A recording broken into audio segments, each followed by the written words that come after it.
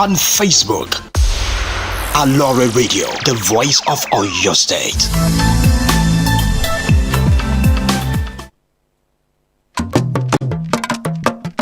ọgbà tí àṣejìná lòdì ìrànjẹ làwọn aláṣejòkòtì tí wọ́n fẹ́ máa jẹ ọba ni wọ́n ó ṣe gàyà díẹ̀ ná ìlú ló láṣẹ ẹjẹ́ ìlú ó jẹun náà ìdí nìyí tó fi jẹ́ pé ẹ̀tọ́ ìlú là ń fowó ìlú ṣe nípìnlẹ̀ Ọ̀yọ́ ẹ̀rí bí ní ètò ẹ̀kọ́ wa ṣe ń jògeere LAUTECH ti di tìpínlẹ̀ Ọ̀yọ́ ilé ìwòsàn alábọ́dé bíi 40 ló ti wẹ̀wọ̀ ọ̀tún pẹ̀lú àwọn òṣìṣẹ́ tòun tòògùn àti irinṣẹ́ tó pójú owó iṣẹ́ sì ti fẹ́ẹ̀ parí pẹ̀lú lórí 100 míì jákèjádò ìpínlẹ̀ Ọ̀yọ́ ààbò tó dájú ohun amáyédẹrùn ní ìṣokùnfà ìdásílẹ̀ iléeṣẹ́ ńláńlá láwùjọ òun náà nípínlẹ̀ Ọ̀yọ́ fi wà nípò kẹta nínú àwọn ìpínlẹ̀ tí ń pawó wọlé jùlọ lábẹ́lé nílẹ̀ wa ọ̀pọ̀ ọ̀dọ́ ló ti láǹfààní ẹ̀kọ́ṣẹ́ iṣẹ́ àgbẹ̀ lọ́nà ti gbàlódé táṣeyọrí yìí ó sì jẹ́ kó ń jẹ́ sùn wá bọ̀ láìpẹ́ nípínlẹ̀ Ọ̀yọ́ àwọn òṣìṣẹ́ àtòṣìṣẹ́ fẹ̀yìntì ń gbowó wọn lásìkò pápá àṣírí Adámàsìngbà àtàwọn inú ojú pópó tí ń sòrú dọ̀sán ńkọ́ àwọn ìlú ti sọ pásì ìwádùn níṣèjọba yìí fi ń mọrírì gbogbo àwọn aláṣẹ gómìnà Ṣèyí. Our website remains www.alooreradio.com. The studio line is 090-3985-3731. I repeat, 090-3985-3731. I am Olukemi Omotosho. I have with me the Punch newspaper and the Nation. The first story I'm going to read, the headlines is from the Punch newspaper. It says, National Assembly fights Malami back, appeals Electoral Act judgment with couples of riders. President Buhari's ministers await final verdicts. Put 2023 ambition to resign. Omo Agege's men comply. Cross River APC asks Ayade's men to resign. And Bauchi governor orders aides to step aside. It can be found on page 2 of the Punch newspaper. Another story says 2022 budget deficit jumps to 7.3 trillion naira. Buhari to borrow 965 billion naira. That can be found on page 21 of the Punch newspaper. And I have another one that says NNPC seeks special courts to prosecute oil thieves. And on the foreign scene, suspected Russian hackers target Nigerians' website. It's Bet Niger. That can be found on page 22. And Buhari gets RMAFC's new revenue sharing formula. States, local government gets more, page 23. And train victims' family protest at Transportation Ministry's briefing. That can be found on page 23 of the Punch newspaper.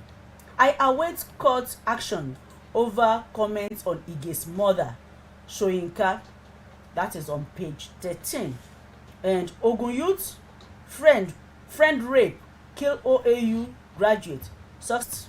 That is a sad one for parents, and that is found on page 4 of the Punch newspaper. Another sad one says, my father raped me for 1 year on beach, girlfriend's house, Lagos teenager. That is on page 4 and 5 of the Punch newspaper. US Senate confirms first black woman for Supreme Court. That is on page 8 of the Punch newspaper. And Makinde declares interest in seeking re-election. Page 9 of the Punch newspaper. After denial, Lagos appoints Oluomo head of Parks Garage Committee. Page 7 of the Punch newspaper. And on the front page of the Nation, I have this one that says, attack train, families of abducted passengers protest. That is from the front page of the Nation newspaper. And 2022 budget deficit to hit 7.38 trillion naira. Mass redeployment in police, CPS for Edo, Imo, others. That can be found on page 3 of the Nation newspaper. Ondo Governor Akeredolu not ill in Germany. That is on page 27 of the Nation newspaper. And UBA records 153 billion profits before tax. That is on page 7 of the Nation newspaper. RMAFC proposes 3.3% cut in federal government allocation. States councils to get more. That is on the front page of the Nation newspaper. And I have another one that says, two feared dead, another council headquarters burnt in Anambra, and baby abandoned in Osun hospital. Expectant mother dies of Lassa fever in Osun. The three stories are found on page 2 of the Nation newspaper. And court to move Kanu's terrorism trial to new venue. Rider, IBOP leader sues federal government for 150 billion naira over extraordinary rendition. That is on page 5 of the Nation newspaper. And I have another one that says, federal government FAO partners to boost agro business. That can be found on page 7 of the Nation newspaper.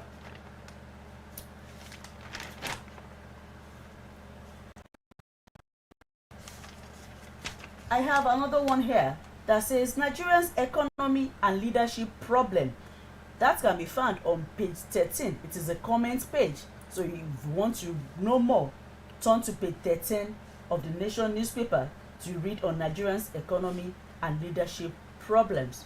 With that, we'll go on a short break to be back for details of the newspaper. Thanks for listening.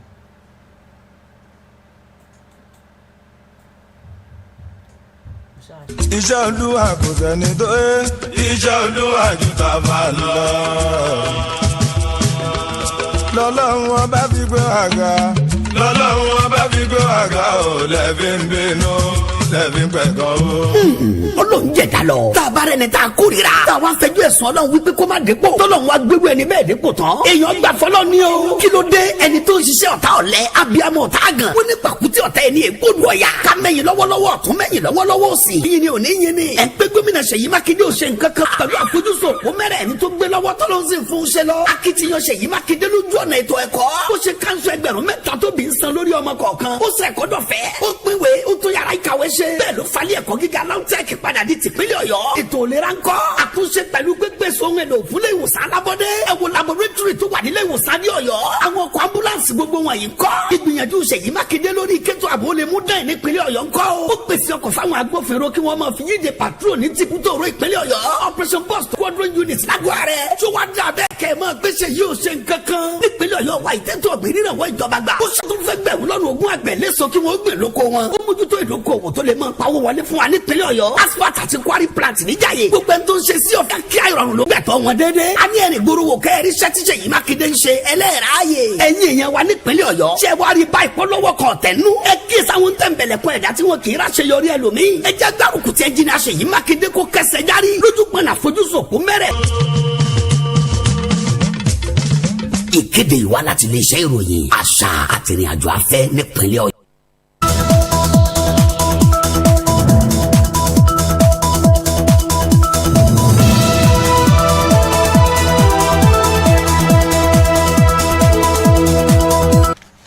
Welcome back to newspaper review of some members of the Federal Executive who are bent on removing Section 84, subsection 12 from the Electoral Act 2022. The Punch on Thursday gathered that the nation's apex legislature had started the process of appealing to the government of Federal High Court, Umuahia, Abia State, which removed Section 84, subsection 12 from the Electoral Act. Section 84, subsection 12 of the Electoral Act bars all political appointees, including ministers, commissioners, and aides, from contesting or voting in any party primary. Some members of the Executive and Attorney General of the Federation, Abubakar Malami San, had opposed the section, saying it was undemocratic. The President, Major General Muhammadu Buhari, retired a few months ago, signed the electoral bill passed by the National Assembly into law with a caveat that Section 84, subsection 12 be deleted in order to deepen democracy in the country.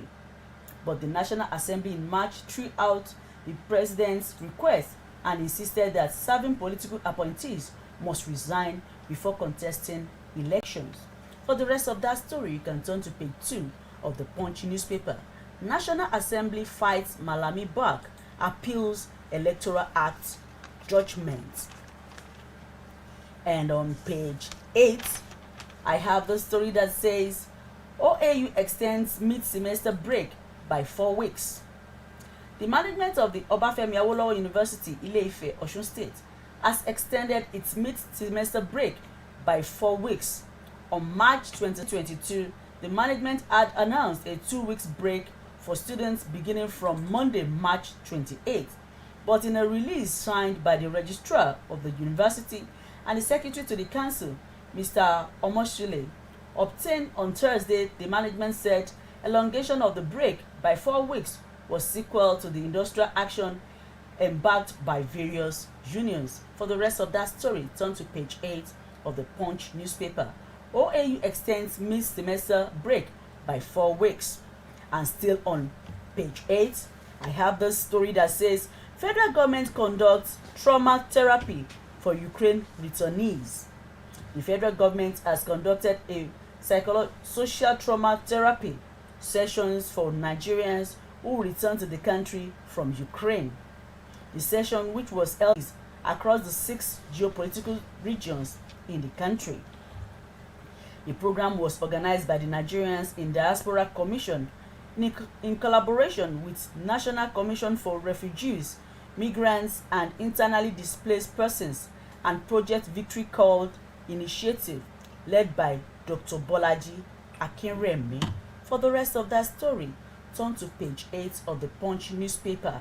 Federal government conducts trauma therapy for Ukraine returnees.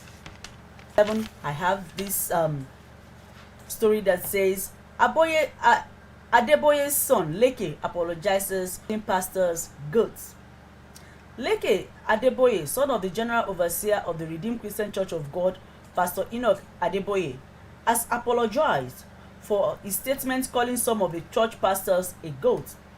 In a statement released on his Instagram account on Thursday, Leke said he would take the disciplinary measures given him by the church as a period of reflection and introspect. He wrote, I wish to use this medium to tender my unreserved apologies of the Punch newspaper. Adeboye's son Leke apologizes for calling pastors goats. And another story from page 12 says, Cardinal attacks. Pastors in Kaduna, under the banner of the Interfaith Alliance, on Thursday took to streets around the ever-busy Lagos roundabout, urging the federal government to step up actions against hoodlums that launched recent bomb attacks in various parts of the state. They said it was time for the government to end banditry.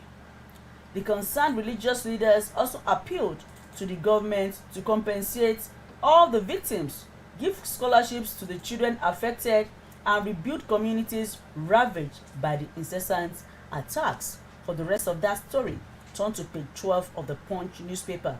Kaduna pastors protest as asks federal government to end incessant attacks. And court strikes out Kyari's suit against NDLEA. A federal high court in Abuja on Thursday dismissed a fundamental enforcement rights suit filed.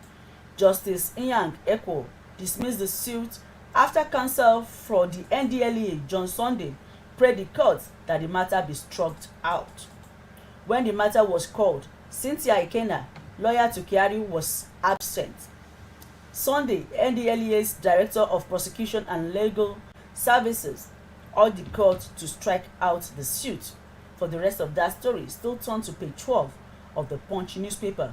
Court strikes out Kyari's suit against NDLEA. And I have another story from page 21.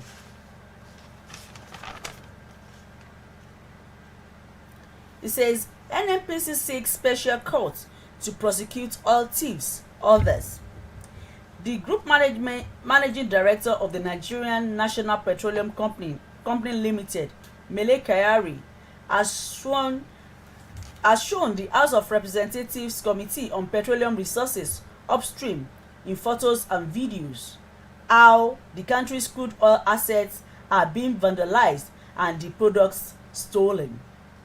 Kyari urged the National Assembly to establish a special court that would handle cases relating to oil and gas to accelerate prosecution of thieves. He said, and I quote, "I am not sure that we are short of legislation.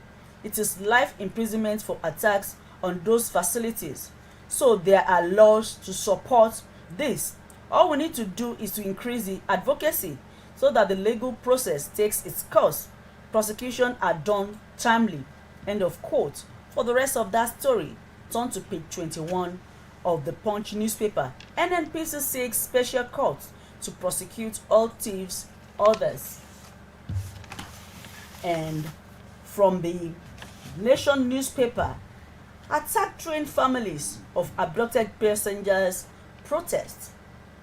And the rider says, "My expectant sister husband with terrorists. Protesting pastors seek bombing of bandits and headquarters to Nigerians don't despair." An expectant mother and her husband, a couple, and two sisters are among those being held by terrorists who attacked an Abuja-Kaduna train. It was learned yesterday. Aliu Muhammad, a protesters who bore placards, spoke with reporters. Terrorists on March 28 blew up rail tracks on the Abuja-Kano road, killing 8 passengers. No fewer than 41 people were injured. Many were abducted.